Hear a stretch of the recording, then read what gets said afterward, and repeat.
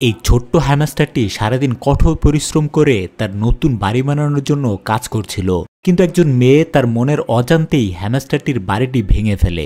এতে হ্যামস্টারটি প্রচণ্ড রেগে যায়, কিন্তু এটি হতাশ না হয়ে পুনরায় খনন করা শুরু করে। ছোট্ট হ্যামস্টারটি খনন করতে খুবই ভালোবাসত, তবে এটি খনন করতে বিশেষ দক্ষ ছিল না। এটির তৈরি সুড়ঙ্গ প্রায় ধসে পড়ত, আবার কখনো কখনো এটি নিজেই সুড়ঙ্গে আটকে যেত। একবার আটকে গেলে মেয়েটি এটির নিরাপত্তার কথা চিন্তা করে সুড়ঙ্গ খুঁড়ে এটিকে বের করে আনে, কিন্তু হ্যামস্টারটি তা বুঝতে পারেনি, বরং আরও রেগে যায়। তার ছোট্ট বন্ধুর মনে কষ্ট দেওয়ায় মেয়েটি খুবই হতাশ হয়ে পড়ে।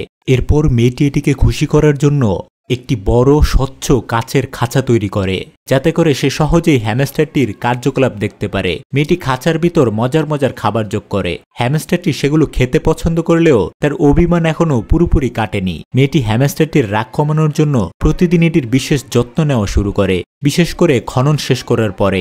এটি হ্যামস্টারটিকে আরাম দেয়, ফলে ধীরে ধীরে এটির মন ভালো হতে শুরু করে। শেষ পর্যন্ত হ্যামস্টারটির হাসি আবার ফিরে আসে।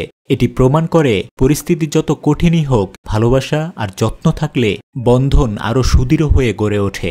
ভিডিওটি ভালো লাগলে লাইক করতে পারেন, কমেন্ট করে জানাতে পারেন এই গল্পটি আপনার কাছে কেমন লেগেছে। ধন্যবাদ।